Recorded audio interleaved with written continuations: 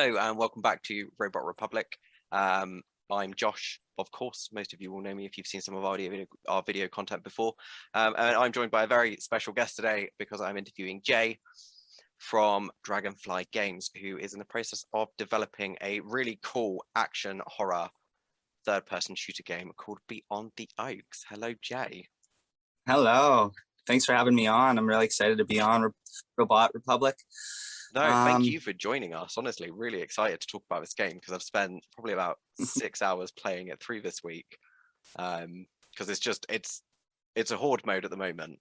And you'll tell us more about the horde mode and where the game's going in a minute. But just as a little demo, as a little slice of the actual game itself, it is really fun. Oh, thank you. Yeah, we're really early right now. It's early access, but what it is right now with the demo we have and the early prototype, it is really fun, and we've had a lot of feedback. The reason that it's kind of released right now where it is we were entered into a game slice event. So we had the demo ready for that and got that out, got some feedback, and we're taking all that feedback in, and now we're building the rest of the game. Probably take another 2 years is the roadmap, and yeah, it's exciting. It's a big, ambitious game for a small indie studio, especially for our first game. But the team working on it is really talented and come from a wide range of backgrounds: game development, film.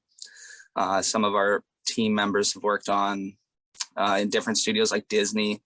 Oh wow! So yeah, so we're kicking butt, and yeah, we're also the only studio in Saskatchewan and possibly a wider range of provinces in Canada with fully facial animation software in-house in the studio. So we're doing all cutscenes, facial animation, all the animations in the game are going to be fully custom.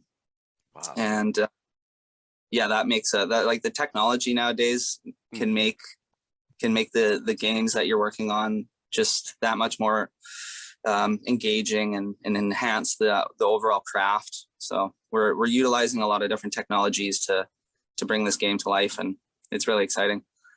Yeah, I mean, to be fair, like from the short section of a demo that I played, that really showed through, like the animations, especially on the witches and the summoned witches as well, like was so it was different to anything that I've seen before, because obviously, like, you know, kind of people that go and create games in Unity and stuff, there's kind of like animations that people will go and create and drop onto the Unity hub and stuff, but to actually have these very different animations and stuff with the witches and stuff, the thing that stood out to me as well was like the hand positioning and stuff of the witches that are doing the summoning. They weren't just kind of like flat hands, they were like these really mangled, detailed claws, and the animations and the posturing and stuff was really, really cool.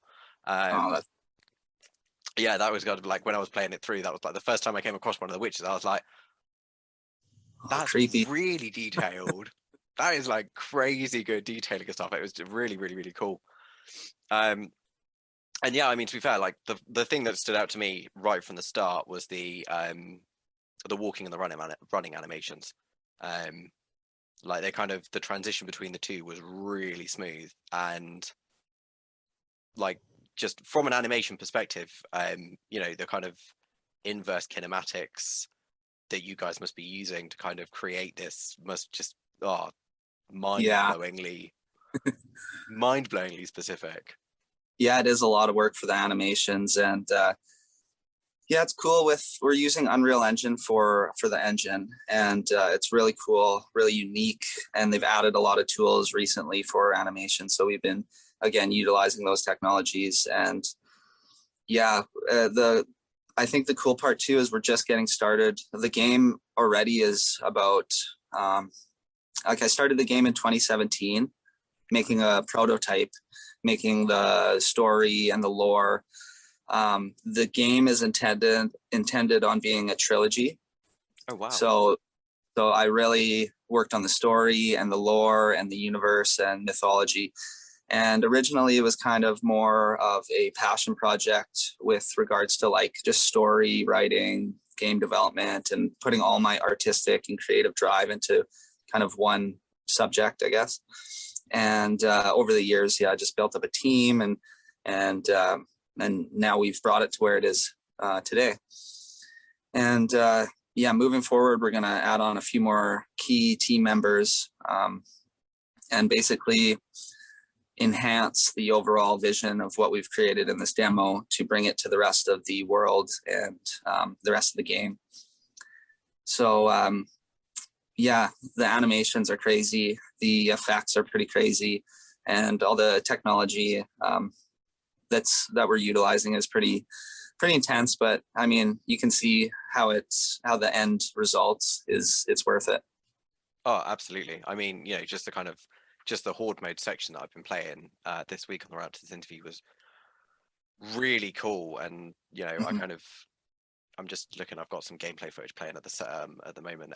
And what's really kind of jumping out to me and stuff when you're talking about the effects and stuff as well is that the witches have different particle effects. So obviously, you've got these humanoid witches that then summon these sprinting, jump scare inducing red-eyed witches, which have got me out more times than I care to admit. Along with these weird purple crawling witches that I really didn't kind of anticipate being a threat. And then I think one of my runs on the game, it was just kind of like crawling towards me, and I was just like, oh, it won't catch up to me. And then it stood up, and I was like, wait, what? Oh, yeah, yeah. I was like, what? No, get back on the ground. This is Resident Evil-esque stuff you're doing right now. Stay on the ground, don't get up. You know. But yeah, I was going to say, moving on to the kind of the narrative and stuff of the game. Obviously, I was put my teeth back in. I've been reading kind of like the stuff that you put up on the itch.io website and stuff with the kind of lore of the game and stuff, and it seems really well developed and stuff. And obviously, if you've been working on this since 2017, is this something you've always is this an idea that you've kind of had for a few years prior to 2017 that you built upon, or was it something that you kind of just said, I'm going to make a game about, you know, evil witches and a guy who has, you know, kind of space age technology trapped in a kind of, you know, stasis bubble in a wood with all these horrible evil coven of witches? Yeah, it was yeah, like I said, it was a long journey. I think like I've had a pretty long, about like around 11, a little over 11 years in game development. And again, that's kind of like hobby and indie development. But so I've always been creating games, always been interested in that kind of creative aspect of art and creating art in the game development and game design kind of sector, I guess. And yeah, so I mean, it was never really like an idea that I had locked down. It's kind of evolved, and it's been over the years, it's slowly evolved and changed and formed. But I've had a key idea throughout that's like a drawn a line throughout the entire story, game development, and kind of try to keep that line throughout everything. Now, that line being the contrast and combination of magic and technology, and showing how they're the same and how they're different, and then using that as a kind of like a story beat to show yeah, like how they're contrasted, how they're different, and how they're similar in a phenomena, I guess. And then showing how those or that phenomena can be used in good or bad ways. So there's these witches, there's this magic, and then there's this kind of technology, this highly advanced alien technology, and they're all kind of in the same area. And we want to show how it kind of reveals itself to be one thing throughout the game, and kind of how that phenomena, like technology or magic, can be used in good or harmful ways. That's amazing. I mean, and a completely like new idea as well. You know, we don't really see many games. I think the only one that springs to mind is the upcoming Gearbox Studios game, Tiny Tina's Wonderland, where you're mixing weapon technology with magic. Is the only thing that springs to mind. But to have something that's, you know, it's really kind of atmospheric as well.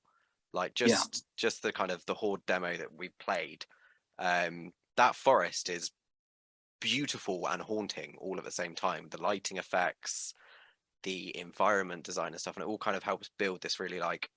Obviously, I've read through the kind of the what is beyond the Oaks bit that's on your itch.io page to give me some background and stuff. But actually, just the atmosphere of that forest really draws you in, and there is a lot to actually explore as well, which I was like really intrigued about. Like there's a table with some potions and some mushrooms on it. I was like I may have been trying to shoot them to see what would happen. Turns out not a lot, but I was like, oh, these might be breakable in the main game when it comes out. But yeah, just like the amount of work and effort that you guys have put into this, and it does, this kind of interesting merge between the kind of development of technology kind of coupled with the kind of magic and the uses of it. Is it really, even in that short horde mode demo, is really kind of prominent and stuff, because obviously the guns have got these magnificent particle effects on them as well. Yeah. Which I'm not going to lie, I genuinely loved for space age kind of, Star Wars pew pew pew noise when you shot the gun. I was just like, oh, this is great. Yeah, this feels, yeah. I just felt right on every level. It was really, really good. Obviously, kind of, there is a full-blown trailer for the game as well, which gives us a little bit more insight into I want to say the kind of like the surface level of the narrative, because obviously you see the covens of witches and stuff. Can you kind of go into a little bit more detail about any potential Easter eggs that players are going to want to look out for in regards with Easter eggs? I suppose, I guess one of the main things is the game is kind of like one aspect to the whole Beyond the Oaks as a whole, I guess. So there's like we already have, I think, 2 finished graphic novels that'll be released with the game. There's going to be a lore book, art book, what else? And then kind of with regards to the actual lore and mythology that you get cast into, because like I said, Beyond the Oaks is intended to be at very least a trilogy. So this first game, you follow the main character, Andrew, into this new world, and you as the player and Andrew as the character learn about this whole new world together, and inevitably you're pushed further along into this world. So with regards to that, some of these novels and graphic novels will shed a little bit more light on the lore and maybe a little bit of Easter eggs for what is to come. With regards to playing the demo, I think it's like the demo is one area in the world for just this game. So the demo really showcases the Wandering Woods, and that's just the one first place that you play in. It's intended to be, the whole game and the theme and everything is intended to be very dreamlike and feel like you're part of a dream. Like this could be a dream. It's supposed to feel very surreal, like realistic, but very, this is something's different. And I like to break rules. So with game development, there's lots of rules that you're not supposed to break, and let's break them and see what happens and stuff. So a lot of the kind of unique aspects are just come from breaking rules and trying new things. And then another aspect of the level design is making the Wandering Woods is a very key part to the game. You start there and you may or may not finish the game there in that environment. So we really wanted to make it feel very claustrophobic, kind of like you're unsure about everything. You can't really find yourself. But then by the time you make your way back at the end of the game, it feels you're like, okay, I have all these tools and gadgets now to use with all these things in the world. And the Wandering Woods doesn't feel very claustrophobic or anything like that anymore. You feel very like powerful at the end of the game. Whereas at the start of the game, you feel very unsure. And that was kind of to give the players a character arc as well with the mechanics and stuff like that. So. Yeah, I mean, that sounds amazing. Kind of the fact that you guys are not just focusing on Andrew's story as a protagonist, but the player's journey, and to actually give the players and the players a kind of story along with the protagonist as well. I mean, I know the Wandering Woods is a beautiful and haunting kind of environment to explore. Really kind of almost, it's really, like you say, it's claustrophobic, but it's very open at the same time. But it's kind of this nice, I found there was this nice juxtaposition between these kind of more flatter areas where you could kind of wander around, followed by these areas where you just hit this really steep incline. And I'd be like, and then, you know, I'd be trying to kind of do my standard, can I jump up this? Can I jump up this? And I was like, I can't jump up this. I'm gonna have to find the other way around. And then lo and behold, I'd bump into a witch and a couple of, you know, scary red-eyed witches, and I wouldn't fight them, and they'd make me jump, and then I'd miss and probably die. And it was like the atmospherics and stuff as well, like, you know, the lighting and the fog is beautiful. And I also kind of found out, I kind of, at one point, I used the survival, the stealth vision. Stealth vision, yeah. Which I'm going to ask you about in a minute, because that's a really awesome little kind of mechanic built into the game, which I was like, oh, I like this. This is great. I kind of had a run where I used the stealth vision, clocked where one of the witches was, and I was like, right, there's nothing over this way, so I'm going to go for a bit of a wander and I'm going to see what I can find. And it's huge. The map area is massive. And I got to a point where the fog was starting to kind of like slowly dissipate a bit. Yeah. And then I got up onto this hillside and I looked at the sky, and there was this beautiful kind of purpley reddish galaxy kind of sky thing going on. I was like, oh my, the detail in the environment design to how kind of it brings this kind of like really interesting characteristic. From my perspective, it kind of felt like the environment itself was a character in the game. I mean, obviously, tell me to shut up and stop being pretentious if you want, but that's kind of like when I was walking around it, I was like, it actually feels, the forest feels like it's very much integrated into the game as a character almost. Yes, 100%. And with each environment and each area in the game, we're really trying hard to bring that. There's kind of, I guess, 4 main areas in the game, but it's an open world, so it all connects. But there's 4 main areas that we're working on. This wandering woods and the woods around that area, and then the village, which is an old quaint little village. That's the actual kind of main area in the game, where these villagers are kind of trapped in this world that you found yourself trapped in as well. And the story of Beyond the Oaks is finding out what is all of these things, these magic and technologies, how do they work together, and how do we find a way out? And each area is we're really trying hard to make it feel unique and also kind of combine with the rest of the world, I guess. So there's the wandering woods, the village, then we got like ice cliffs and a snowy area up into the mountains, climb up to a volcano, and then all the caves throughout the world kind of connect in different ways. And it's kind of like a little side game where you can find your way through caves and find secrets and puzzle rooms that the aliens have left behind and stuff like that. So sounds very From Software-y in terms of an environment building perspective. Yeah. Very interconnected. Everything is a separate area, but there are these little paths and little winding roads you can take to take you to other places. That's awesome. And the amount of effort the amount of work and effort and time that you guys have, I mean, just on this small section that I've played, really kind of shines through and stuff. And it a lot of care and attention as well is one of the big things that I picked up on. You know, just like the smallest detailing and stuff on like the plants and the trees and the rain, and the fog density and the lighting and stuff. It's just absolutely stunning in a really kind of like oppressive, claustrophobic manner. Thank you. Yeah. I hope that's what you're going for. Yes. Yeah. Yeah. And that brings me on to talk about. I have to mention it because it was a really awesome mechanic that I loved when I've been playing it through this week. The stealth vision. Yeah. Which is just really cool. It's kind of a merge. When I was playing it through the first time I activated it, I was like, oh, it's kind of like Predator, but also detective mode from Batman. Yes, but this beautiful meld of these two very different yet very similar things. It's like really cool. And what you do with the kind of coloration and stuff when you're using it is really kind of awesome. Can you kind of how did you do that? Thank you. Just from a kind of like, you know, a budding young game designer kind of ideology, how did you do that? Because it is so cool. Well, that one was very much inspired by the Arkham games. I really like the Arkham games. And I've been playing the Batman Arkham games, you know, my whole life. And using Unreal Engine, I guess going back to playing those games, now I take a notebook with me and I'm like, oh, that's how they did it. Or, you know, with using Unreal.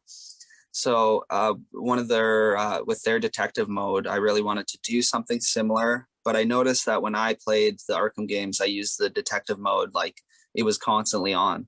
And I never, so I wanted to make, Yeah. Yeah. It made the And game the world, easier. yeah, it did. Yeah. And the world's so beautiful. You wanted to look around at everything, but you had this big blue overlay on everything. So Yeah. I wanted to do something similar to that, but have it that you actually had to turn it off in order to see other witches or see other things. So you wanted to kind of use it just to like, you stop, you pause, you use it, you orient yourself in the world rather than kind of using a mini map and follow the dots. It's kind of like an actual physical way of finding yourself in the world. And then, yeah, going out and so that is where it comes from as like a development aspect, is that it's supposed to be designed to be used to find your way and navigate yourself in the world and to find your next objective while also not being overused and kind of like getting into overkill. Yeah. And at the same time, we designed it to kind of match with the theme. The blue lights in the suit are very important to the story. Andrew finds this spacesuit, and this spacesuit has a quirky, intelligent AI system within it that helps you. You have a relationship with this AI as you both have to find yourself, find your way out of this place.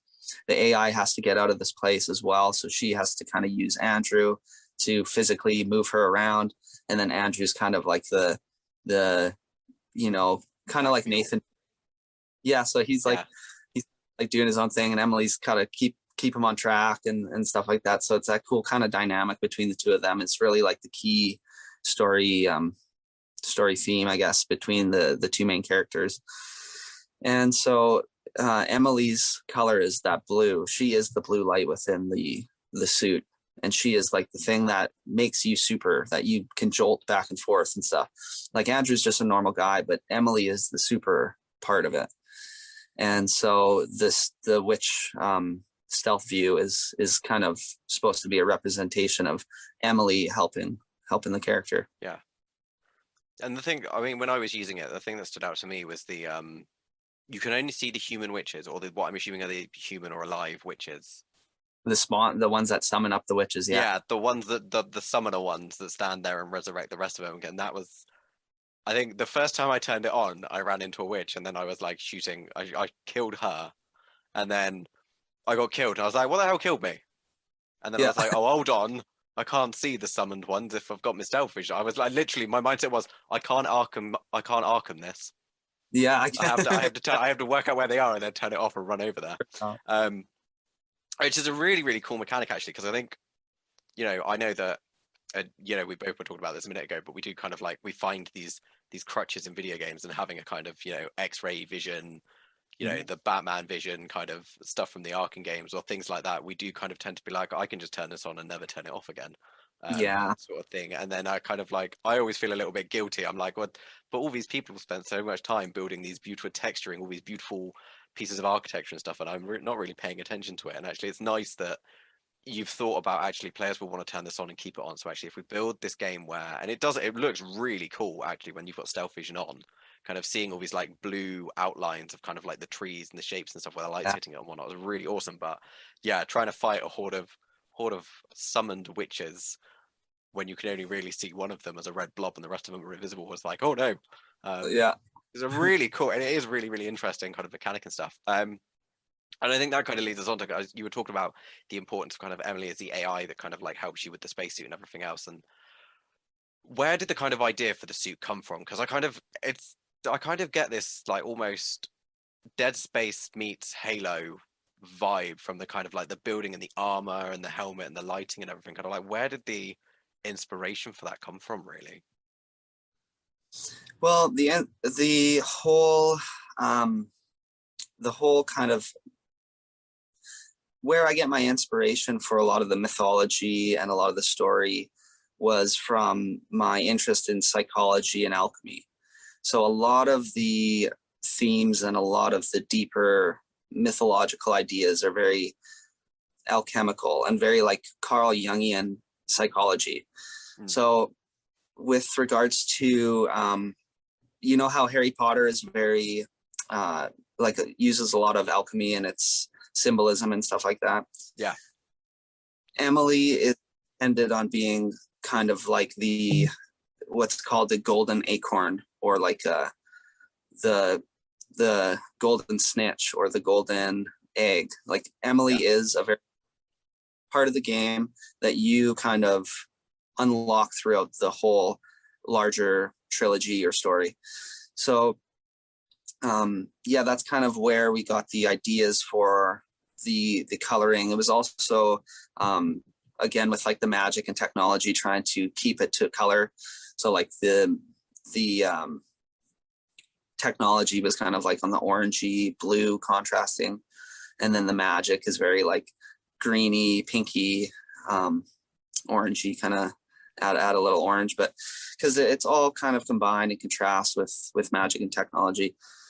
But yeah, Emily is very, very important, very interesting, and yeah, I guess she'll develop over the few games. And I guess one thing with our game is that it's very early. We don't have a lot of things to reference within the actual game. Yeah. So it's always kind of, yeah, we're always going to have to use different games to kind of like, this is like Dead Space, or this is like Halo, or this is like Arkham, and until we actually finish the game and get it out there, and then people go, oh, this is Beyond the Oaks, and then yeah, so. Oh, that's awesome. I mean, to be fair though, like taking references from say some of the biggest games that exist is as a starting point, and then building on those is kind of how kind of ideas in creative industry kind of, you know, always tend to kind of evolve and develop and stuff, is looking at what's been done before and then going, right, how can we develop this and how can we put our own spin on this sort of thing. Yeah. And not only that, for being an indie studio and being, hey, that looks like Dead Space, I mean, that's the biggest honor you could have. I mean, like, yeah, there's no bad way of looking at it, but yeah, I'm just really keen on like, we got to make this our own. We got to like you said, yeah, take things that we like from different, whether it's film or whether it's painting or whether it's actual video games, and how can we take that and develop it, make it our own. Oh, that's awesome. I was just gonna say one last question to kind of like wrap this up, because I'm sure you've got a Sunday afternoon to go and enjoy. I here for hours. I could as well, but I'm very aware that my partner will be like, I'm in the middle of cooking. Where are you? Yeah, my partner will be like, I'm in the middle of cooking dinner. Come on, get your bags in gear. I'm like, okay. Obviously, kind of, you know, we've touched upon the story. We've talked about the environment. We've talked about the kind of the spacesuit and the amazing stealth vision and stuff. One thing I do need to ask you about is the weapons, and you touched on the fact that kind of, you know, the kind of like bluey greeny colors are the kind of more AI based things and technology based things, and it's a spacesuit obviously as well, that we're using. Are the weapons, because obviously at the moment there's we've got 2 weapons accessible in the demo that I played. I think there's a little handgun thing, and then obviously there's some big beefy assault weapon thing. Obviously one would imagine there'll be kind of either additional weapons or upgrades and stuff coming into the game and stuff as you're kind of moving through development and whatnot. With the weapons, are they futuristic space weapons, or are they kind of adapted and kind of engineered human weapons that have been upgraded by Emily? I suppose would be the easiest way to word that. That's a good question. Yeah, the pistol actually is part of the suit, so that pistol is actually part of Emily. And one of those key things is, like, for example, you go out and you kill witches and you collect the witch essences, which is like supposed to represent the magic within the witches, the summoned magic, or so you take that and you can actually use that witch essence with your suit to upgrade it. So that's one way of showing the combination of magic and technology and how they can work together. So with that in mind, the actual pistol is part of the suit, and it can actually be upgraded as you play the game, using these witch essences, using the magic to actually upgrade the technology.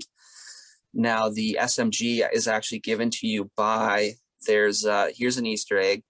Some of the villagers may or may not be actual aliens who have come there and are kind of hiding themselves within the villagers and maybe doing nefarious things or trying to be good.